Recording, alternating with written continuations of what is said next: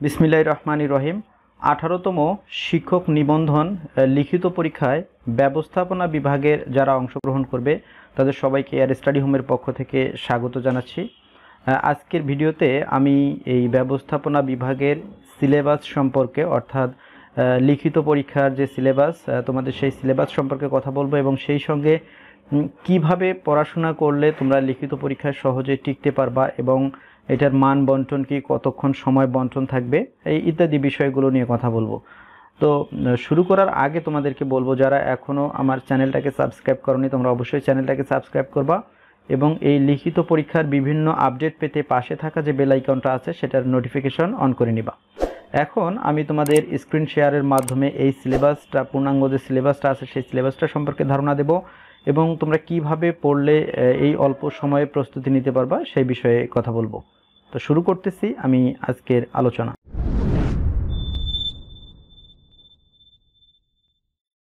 আমরা আজকে ব্যবস্থাপনা বিষয়ের যে সিলেবাস অর্থাৎ ব্যবস্থাপনা বিষয়ের সিলেবাস সম্পর্কে বিস্তারিত কথা বলবো। তো এখানে মান বন্টনের কথা যদি বলি, এখানে মূলত 100 মার্কসের পরীক্ষা হবে এবং এই 100 মার্কসের জন্য সময় বরাদ্দ থাকবে 3 ঘন্টা এবং এই 3 ঘন্টায় 13টা প্রশ্ন থেকে তোমাকে 10টা প্রশ্ন অ্যান্সার করতে হবে এবং এই 10টা প্রশ্নের মধ্যে আবার যে প্রতিটা প্রশ্নে এ বি সি বা অর্থাৎ ক খ গ পার্ট থাকতে পারে অথবা সরাসরি একটা প্রশ্ন হিসেবেও থাকতে পারে। এখন আমরা দেখব যে এই 10টা প্রশ্ন কিন্তু এই ফুল সিলেবাসটাকে 10টা ইউনিটে ভাগ করা হয়েছে। এই 10টা ইউনিট থেকে তোমাকে 10টা প্রশ্নের অ্যান্সার করতে হবে। তো আমরা এবার এই ইউনিটগুলো দেখব, অর্থাৎ কোন ইউনিটে কোন বিষয়গুলো আলোচনা করা হয়েছে সেই বিষয়গুলো যদি আমরা একটু দেখি, তাহলে আমরা প্রথম ইউনিট যেটা ব্যবসা এবং এর পরিবেশ, এখানে তোমাকে জানতে হবে ব্যবসায়ের অর্থ, ব্যবসায়ের সুযোগ, তারপর হচ্ছে সামাজিক ব্যবসা এবং ব্যবসার পরিবেশের উপাদান, সেই সঙ্গে হচ্ছে ব্যবসা পরিবেশের ভূমিকা এবং উন্নয়ন। এই প্রথম ইউনিট থেকে তোমার একটা প্রশ্নের অ্যান্সার করতে হবে। এখানে তোমার নাম্বার বরাদ্দ থাকবে 10 এবং সেই সঙ্গে ইউনিট 2 যেটা আছে সেখানে আলোচনা হবে ব্যবসার বিভিন্ন রূপ, অর্থাৎ আমরা জানি যে ব্যবসার অনেকগুলো রূপ আছে, তার মধ্যে এক মালিকানা ব্যবসা এবং অংশীদারি ব্যবসা, অংশীদারি ব্যবসা এবং সেই সঙ্গে কোম্পানি ব্যবসা। এখানে কিন্তু কোম্পানি ব্যবসাটা একসঙ্গে হয়ে গেছে এবং এই ব্যবসাগুলোর বৈশিষ্ট্য, গঠন, লিকুইডেশন এবং শেয়ার ও ডিবেঞ্চার সম্পর্কে আমাদেরকে আলোচনা করতে হবে। আর 3 নাম্বার ইউনিটে এটা আমরা ব্যবসায়ের যে বিভিন্ন আইনি দিক আছে সেখানে যেমন প্যাটেন্ট আইন, তারপর ট্রেডমার্ক আইন, কপিরাইট আইন, পরিবেশ আইন ও ব্যবসা এবং সেই সঙ্গে আইএসও ধারণা এবং ফ্র্যাঞ্চাইজিং সম্পর্কে আমাদেরকে ধারণা নিতে হবে।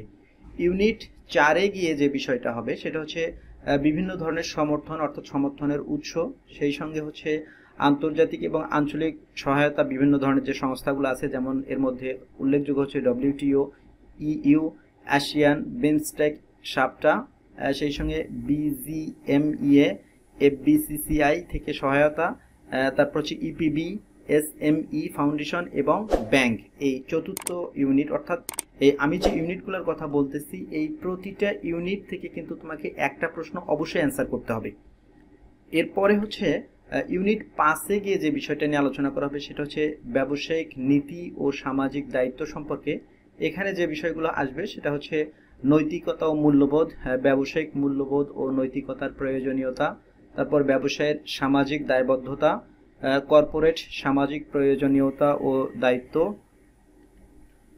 ইউনিট 6-এ আসবে হচ্ছে ব্যবস্থাপনার মৌলিক ধারণা এবং এর মূলনীতি সম্পর্কে।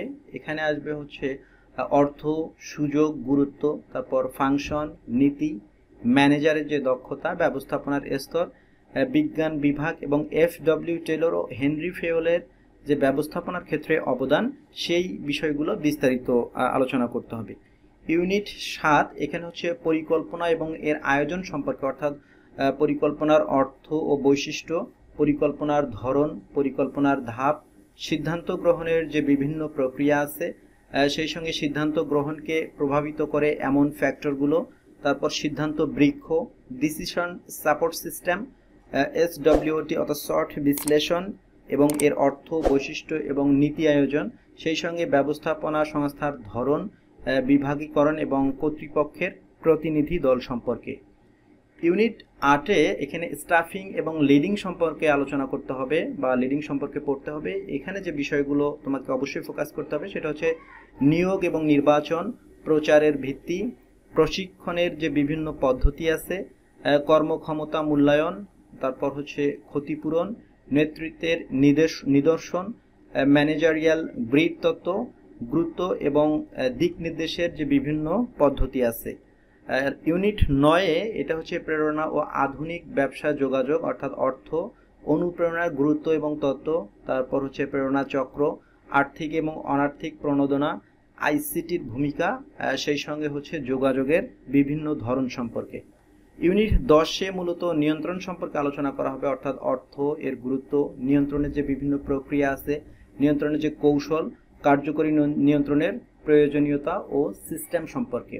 মূলত এই 10টা ইউনিট থেকে ব্যবস্থাপনা বিষয়ে যারা শিক্ষক নিবন্ধন লিখিত পরীক্ষায় অংশগ্রহণ করবে তারা যদি এই 10টা ইউনিট থেকে ভালো করে প্রস্তুতি গ্রহণ করে অর্থাৎ এই টপিকসগুলো যদি ভালো করে পড়ে এবং ব্যাপকভাবে চর্চা করে তাহলে আশা করি লিখিত পরীক্ষায় ভালো করতে পারবে। তবে এই সিলেবাসটা শুধু যে এই কৌশলগুলো অর্থাৎ আমি যে টপিকসগুলো দেখাইলাম এই টপিকসগুলো কিন্তু ইউনিট ভিত্তিতে অবশ্যই পড়তে হবে। একজন যদি মনে করে যে আমি একটা ইউনিট বাদ দেবো, একটা ইউনিট বাদ দিলে কিন্তু সে একটা প্রশ্ন থেকে অটোমেটিক মিস হয়ে যাবে। তবে হ্যাঁ, এখানে একটা কথা আছে যে 13টা প্রশ্ন থাকবে, তার থেকে 10টা প্রশ্ন অ্যান্সার করতে হবে। তাহলে অবশ্যই যেহেতু 10টা ইউনিট আলোচনা করা হচ্ছে কিন্তু 3টা প্রশ্ন, এই 3টা প্রশ্ন হচ্ছে যে কোনো ইউনিট থেকে একাধিক প্রশ্ন থাকতে পারে। তবে প্রতি ইউনিট থেকে অবশ্যই একটা প্রশ্ন থাকবে এবং 3টা ইউনিট থেকে 2টা প্রশ্ন হইতে পারে এবং সেই সঙ্গে প্রতিটা ইউনিটের যে একটা প্রশ্ন থাকবে, ধরো 1 নাম্বার প্রশ্ন, এই 1 নাম্বার প্রশ্নে কিন্তু আবার ক খ গ এইরকম করে পার্ট পার্ট করে দেওয়া থাকতে পারে, ম্যাক্সিমাম সময় এভাবেই থাকে। তার মানে আমার 10টা ইউনিট থেকে 10টা প্রশ্ন মানে মোটামুটি 3×10 = 30টা অর্থাৎ 10টা প্রশ্নের যদি 3টা করে পার্ট থাকে তার মানে আমাকে মিনিমাম 30টা প্রশ্নের অ্যান্সার করতে হবে, ম্যাক্সিমাম 30টা প্রশ্নের অ্যান্সার করতে হবে। আর মিনিমাম 10টা প্রশ্ন হইতে পারে অর্থাৎ ক খ গ পার্ট যে সবসময় থাকবে এমন না, ক খ গ পার্ট ছাড়াও প্রশ্ন হতে পারে। তো আশা করি তোমরা বুঝতে পারছো। এছাড়াও যদি তোমাদের আরও কোনো প্রশ্ন থাকে তোমরা অবশ্যই কমেন্টস বক্সে জানাবা। তো আমার আজকের আলোচনা এতটুকুই ছিল। শেষ করার আগে তোমাদেরকে বলবো যারা এখনও চ্যানেলটাকে সাবস্ক্রাইব করোনি তোমরা অবশ্যই চ্যানেলটাকে সাবস্ক্রাইব করবা এবং সেই সঙ্গে তোমরা অবশ্যই তোমাদের বন্ধু বান্ধবদের মধ্যে এই ভিডিওটাকে শেয়ার করবা। এবং আমি আরও একটা তথ্য দিচ্ছি, এই এয়ার স্টাডি হোম নামে আমার একটা ফেসবুক পেজ আছে, তোমরা সবসময় আপডেট পেতে সেই ফেসবুক পেজটাতেও লাইক, কমেন্টস এবং শেয়ার করতে পারো। এবং আমি আরেকটা বিষয় বলতেছি, সেটা হচ্ছে এই আমার পেজে এবং আমার ইউটিউব চ্যানেলে এই শিক্ষক নিবন্ধন লিখিত পরীক্ষার যে সিলেবাস আছে এই সিলেবাসের উপর ধারাবাহিকভাবে আলোচনা করব। তোমরা অবশ্যই সেই ভিডিওগুলো যদি দেখো তাহলে আশা করি উপকৃত হবা। তো তোমাদের সবার একটা ভালো প্রস্তুতি সম্পন্ন হোক এবং তোমরা সবাই এই শিক্ষক নিবন্ধন লিখিত পরীক্ষায় সফল হও এই কামনা করব এবং এই কামনা করে আমি আজকের মতো শেষ করতেছি। ধন্যবাদ সবাইকে।